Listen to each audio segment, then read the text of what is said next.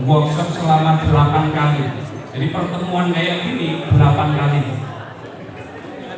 Ini ya, seperti disampaikan oleh Pak Edi Sarmono bahwa workshop ini dari panitia, dari teman-teman semua, tidak ada yang ambil keuntungan sama sekali. Termasuk pertemuan hari ini pun dibiayai sendiri oleh kawan-kawan sendiri tanpa membebankan kepada peserta. Nah, maka ini nanti untuk BWIN Batch 1 ini, pertama ini 8 kali pertemuan. Tadi ada diskonnya, harusnya 1.500.000 ini. 1.500.000 berlaku mulai 1 Agustus kalau daftarnya 1 Agustus. Khusus untuk hari ini tadi disampaikan oleh panitia 750.000, 8 kali pertemuan buat bayar hotel, buat bayar makan peserta. Jadi itu kira-kira nggak nyampe 100.000 itu satu pertemuan ini. Dan tempatnya di hotel seperti ini.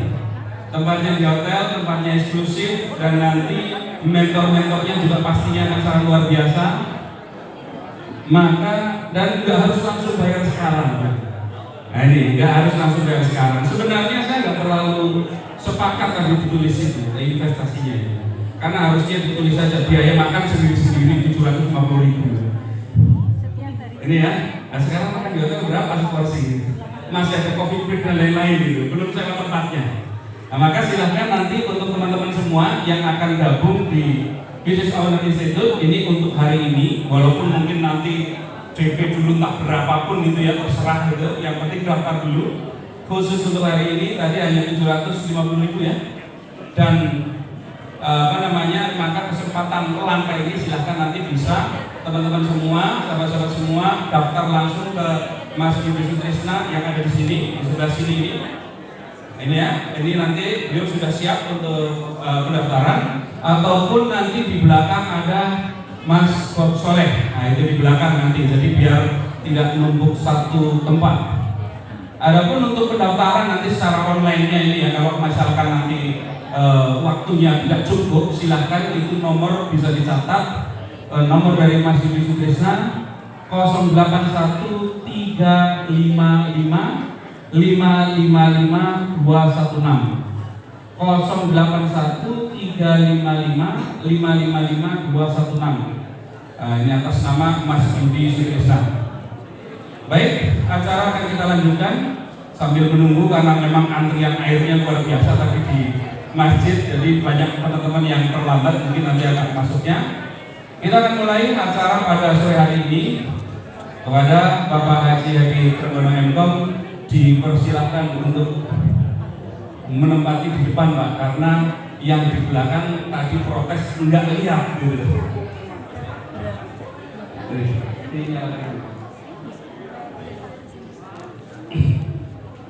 Silakan di depan Pak. Iya.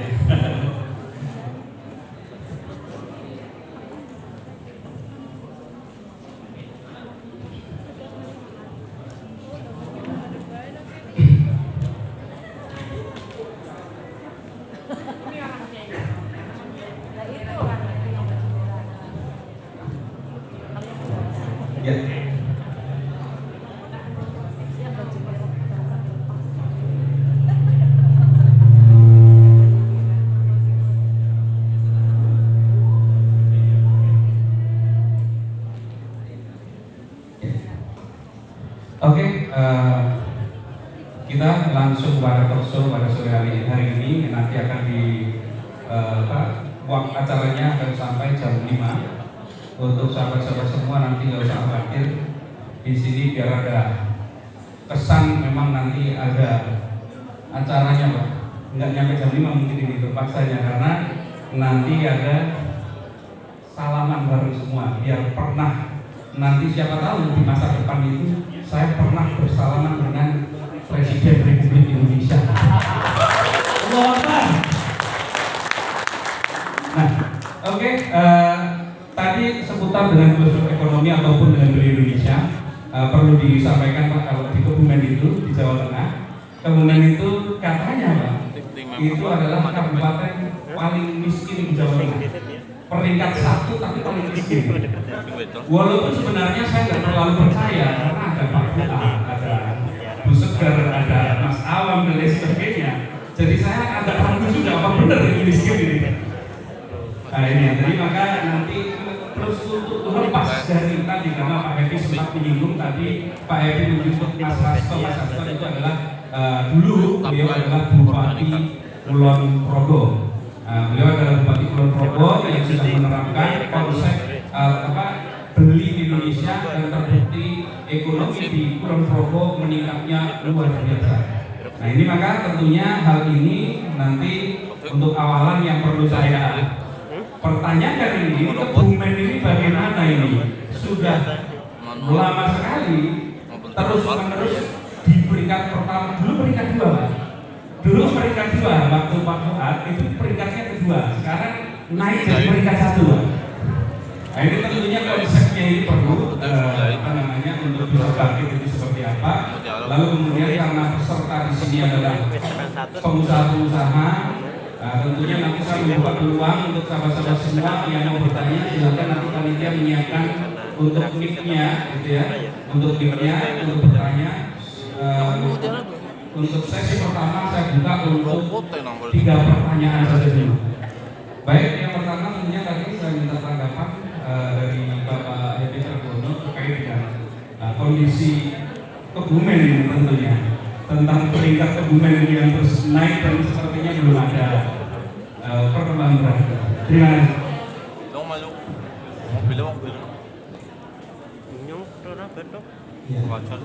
Bacar motornya. Jadi kalau kita berbicara tentang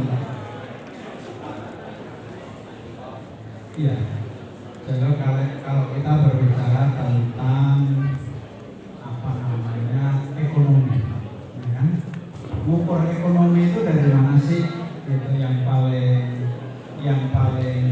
umum dilakukan. Paling umum dilakukan mengukur ekonomi itu dari produk domestik bruto. Ya, jadi dari berapa banyak sih produk yang dihasilkan oleh kita. Apa sih yang disebut produk yang dihasilkan itu? Misalnya ya produk itu tadi termasuk pembangunan properti, termasuk. Nah itu yang dirata-rata dengan jumlah penduduk. Itu yang paling umum. Tetapi ini pendekatan yang paling banyak dipakai. Tetapi kalau PDB-nya tinggi, mestinya dia lebih sejahtera daripada kalau PDB-nya rendah. Nah, kalau mau Kebumen, pastinya juga hal yang sama. Jadi PDB itu rata-rata itu, jadi kalau katakanlah Kebumen itu menghasilkan produk itu 10 triliun. Jumlah penduduk di Kebumen berapa sekarang? Katakanlah 1 juta, mungkin 1 juta, 10 triliun bagi 1 juta, itulah PDB per tahun, gitu. Nah makanya disebut miskin atau disebut kaya diukur dari situ. Sementara sebetulnya ukuran ini sendiri itu tidak selalu mencerminkan. Kenapa? Karena bisa aja produknya PDB-nya tinggi, tetapi hanya berkutat pada segelintir orang, gitu. Nah itu yang menjadi permasalahan di Indonesia. Berbeda kalau kita ngomong di Amerika, gitu kan. Kalau Amerika PDB-nya sekian dolar, gitu. Ya memang pemerataannya lebih terukur, gitu, lebih merata. Nah Indonesia ini kan banyak pengangguran. Makanya kalau kita bicara pendekatan yang paling gampang itu dalam membangun ekonomi, kalau kita mampu mengarahkan konsumsi di satu daerah, katakan konsumsi Kebumen itu untuk produk-produk dari Kebumen sendiri, gitu.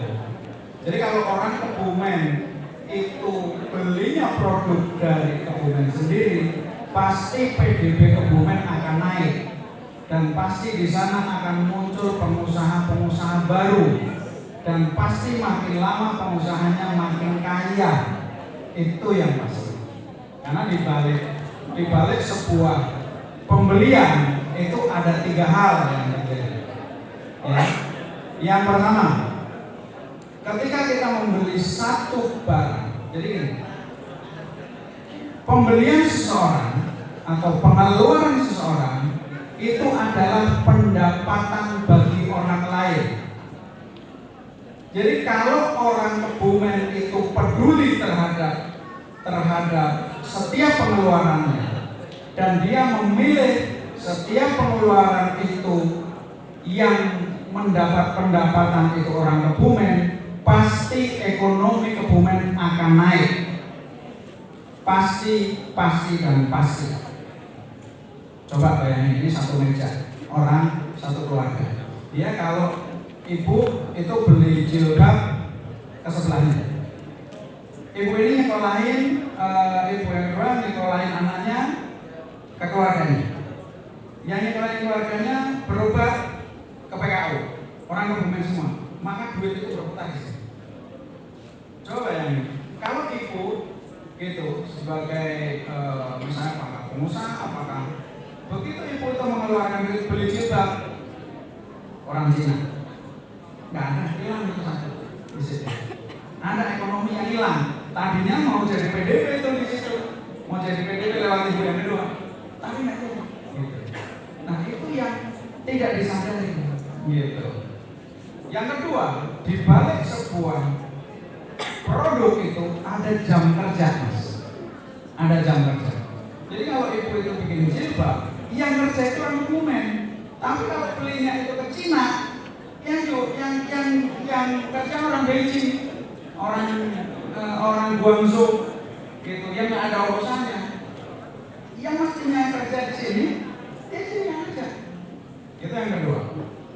Yang ketiga, ketika kita membeli barang, itu ada pertumbuhan. Jadi kan ibu berjualan jilbab nih. Ibu jualan jilbab, katakanlah jilbab 300.000 atau 100.000 ya, jilbab ya. 30.000 jilbab. Ya, 30.000. Dalam satu jilbab itu membuatnya, ongkos membuatnya bukan 30.000 dong. Berapa kira-kira? Ambilnya untung banyak amat. Berapa? Katakanlah 20.000, untungnya 10%. Untungnya 10.000, artinya 33%. Jadi duit yang tadinya itu 20, itu jadi 30, Mas, di sini. Ada pertumbuhan 30%. Itu kan satu jilbab. Ini kalau 1 juta jilbab, ya kan? Atau 100.000 jilbab berapa? Jadi kalau kita itu mampu memahami 3 hal ini dan kita membeli dari Kebumen sendiri, maka mulai besok pagi di Kebumen banyak produk-produk yang muncul, banyak pengusaha yang muncul, banyak orang kerja, dan banyak orang yang makin lama makin kaya di Kebumen. Itulah yang terjadi di Kulon Progo, Mas. Jadi di Kulon Progo, dulu Kulon Progo itu nggak punya yang namanya batik, nggak ada. Batik itu ya Solo, batik itu ya Pekalongan, bener nggak? Kata bupatinya begini, loh, kita ini setiap Jumat suruh pakai batik. Loh, kita kan nggak bikin batik. Kan dari tradisinya begitu, setiap Sabtu atau Jumat itu pakai batik. Kalau gitu kita bikin batik, kata Mas Hasto. Nah, dia lagi ngobrol-ngobrol gitu kan, di sana itu ada makanan namanya geblek renteng itu, yang keras itu kayak planting gitu kan. Ditanya sama, itu ada lomba nih, lomba desain batik. Pak Song, kita kalau mau bikin batik kita akan namain batik apa ya gitu. Karena lagi makan geblek renteng kita batik geblek renteng. Sudah keren sama sekali. Batik itu biasanya parang kencono, ya enggak? Ada apa lagi? Apa? pinter ini. Apa? Sidomukti. Wah bagus. Jadi kok keren? Nggak keren sama sekali. Tapi karena dibeli oleh orang sendiri. Jadi batik ke depan Jumat tidak lagi batik yang lain, tapi batik geblekan. Muncullah pengusaha batik, muncullah pekerja-pekerja batik yang dulu tidak pernah ada. Bahkan saya pernah diundang sama Mas Sasto, gitu Mas Sasto pamer di depan kantor kabupaten itu, pamer ada ya kan pakai ini pamer blok itu, Mas. Pamer blok, wah ini pamer blok hebat. Kalau saya paham, orang-orang bingung. Apanya yang hebat? Pada pecah-pecah begitu. Ini hebat, ini bikin ya hebat karena dibikin oleh orang Pulau sendiri. Jadi sejak saat itu banyak pengusaha baru, banyak produk baru, dan makin lama makin baik, makin bagus, dan ada batik kebaikan. Itulah angka penurunan kemiskinan 8% terjadi dalam waktu yang sangat singkat. 3 tahun. Jadi kalau mau Kebumen itu menjadi kabupaten terkaya, dari termiskin menjadi terkaya, pastikan semua konsumsi orang Kebumen lari kepada pengusaha-pengusaha Kebumen, produk-produk Kebumen. Besok pagi bangkit ekonomi. Apakah ini konsep yang teruji? Konsep yang masuk akal. Gitu. Jadi dulu yang namanya India itu Mahatma Gandhi, yang namanya Swadesi ya ini. Ketika Margaret Thatcher itu memimpin, itu ekonomi di Inggris itu lagi sulit sekali. Gitu. Apa yang dilakukan oleh Margaret Thatcher? Namanya Buy British. Jadi orang Inggris suruh belinya produk Inggris sendiri. Dari situ akhirnya ketika berapa tahun kemudian dia perang di Malvinas, itu jenderalnya ngomong, Bu, ini perang jauh banget dan kita itu nggak punya duit. Kata Margaret Thatcher, kamu bicara kapan? Inggris yang kamu bicarakan itu Inggris 2 tahun lalu. Inggris hari ini kita mampu berperang dan menang bahkan di Malvinas karena Inggris sudah kaya melalui Buy British. Jadi kalau di India bisa bangkit, di Inggris dibangkit, kenapa tidak di Kebumen?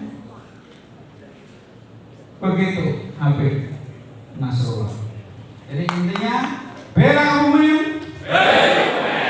beli Kebumen, mudah-mudahan dapat hidayah dan ini semua gitu ya. Jadi antar pengusaha itu juga harus saling support. Besok datangin tuh Pak Awang.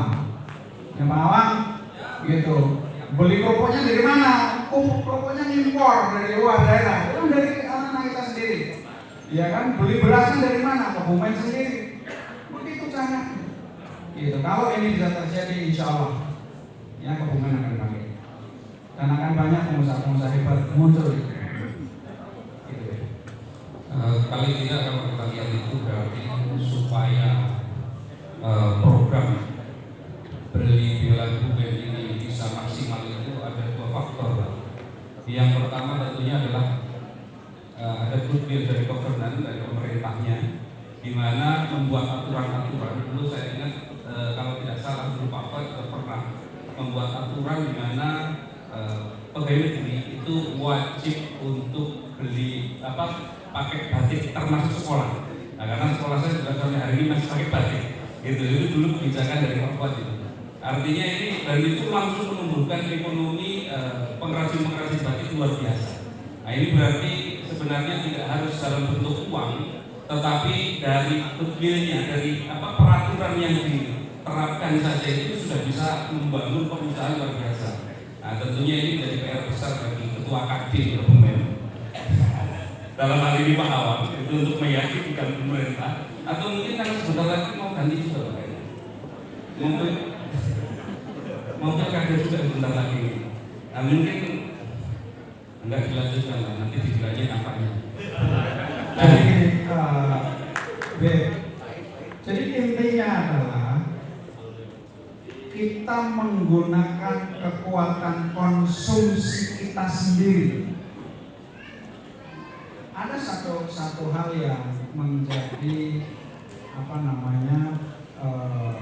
menjadi salah kaprah setiap kita berbicara ekonomi. Setiap berbicara ekonomi itu selalu kita pikir itu mulainya dari produk.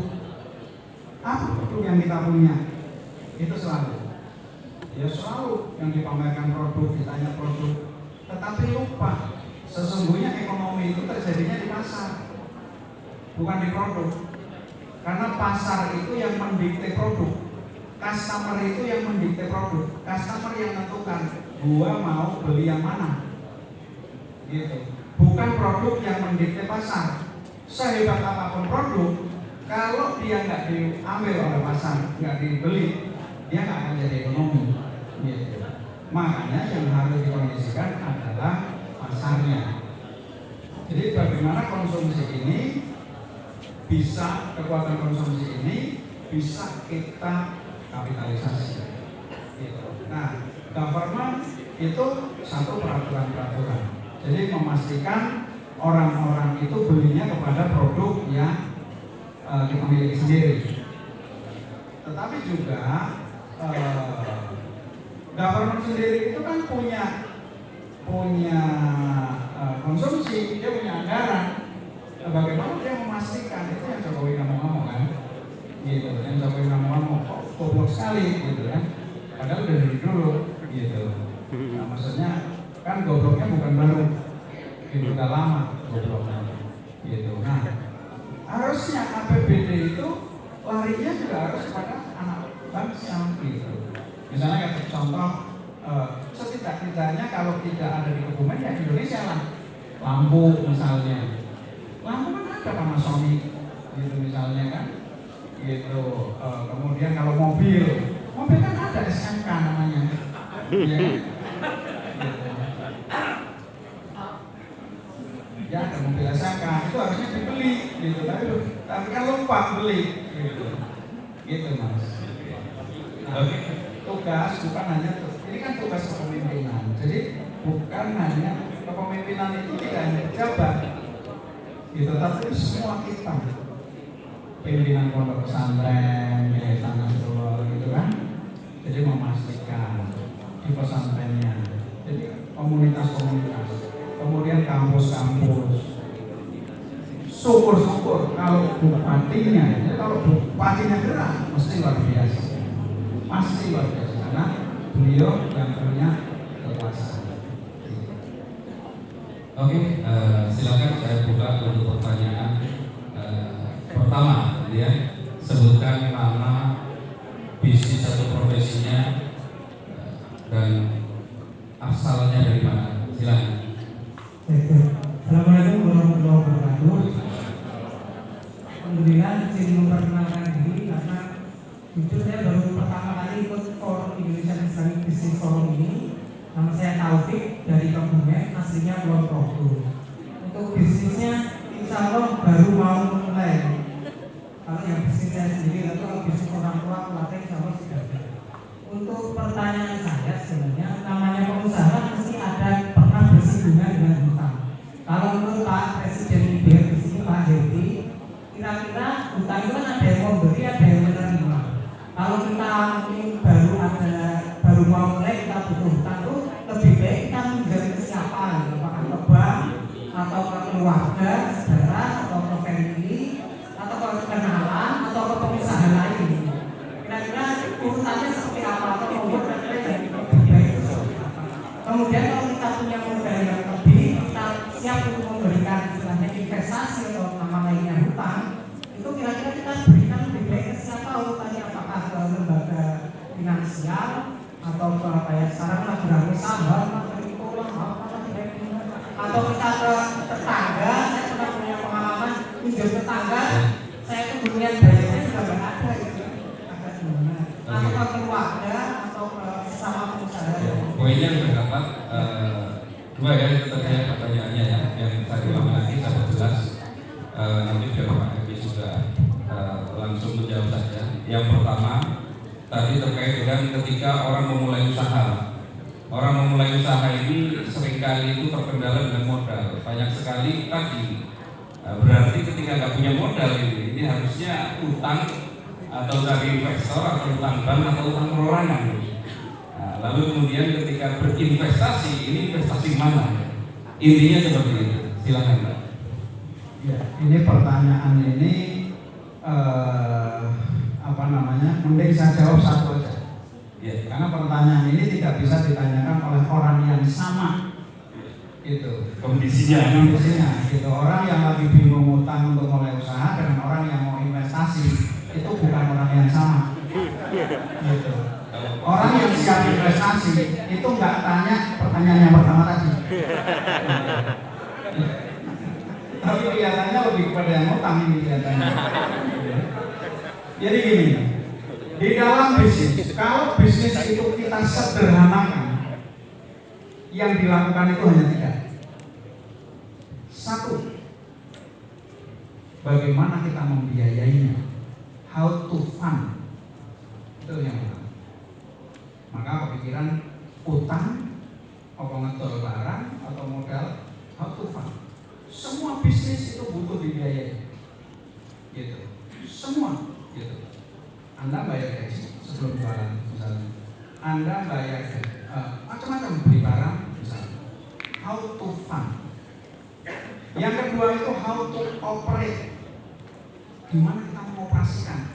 Ini rekrut orang, ngawasi ini itu, kalau membuat barang dan sebagainya itu how to operate. Yang ketiga, gimana jualnya? How to sell. Jadi kalau kita ringkas sama sekali tugasnya itu cuma 3. Nah, di antara 3 itu selalu ya, kalau bagi pemula itu yang paling mengganggu how to fund.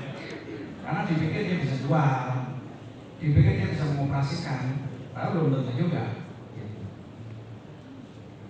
Nah, IIBF itu memiliki formula untuk ini. Kalau Anda, jadi kalau ngomong bisnis kan 3-3-nya. Seandainya kita pilih satu saja, tetapi itu tetap jadi bisnis, itu yang mana? Ya, how to sell, pintar itu. Jadi, kalaupun Anda nggak bisa biayai atau nggak mau biayai, Anda nggak bisa mengoperasikan, nggak bisa memproduksi, nggak bisa, tapi Anda bisa menjual, Anda punya bisnis. Maka saran IIBF adalah sell it before you build it. Jualan dulu. Semua pengusaha-pengusaha sukses yang hebat, yang relatif kesulitannya lebih kecil, ya resikonya lebih kecil, itu dia jualan dulu. Saya tuh ada kader ya di mana, di Bandung. Dulu nggak punya apa-apa dia, kemana-mana ngikut ya, naik mobil aja, naik band. Hari ini jualannya satu bulan 5 miliar.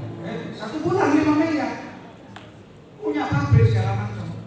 Satu yang dia tulis di gede-gede itu, quote yang saya kasih, sell it before you build it. Itu ditulis sampai sekarang. Kalau Anda ingin tahu namanya motif, ada yang kenal motif? Itu terkenal banget. Ya, mungkin buat saya terkenal banget ya. Jualan dulu. Begitu dia udah bisa jualin punya orang orang yang mau dijualin itu banyak banget. Banyak orang punya stok, banyak orang yang nggak bisa jualan. Kalian bisa jualan pakai apa namanya? Pakai gambar aja bisa, gitu. Jadi nggak usah pikir kapan utang urutannya, nggak ada urutan-utang. Udah, paham nggak?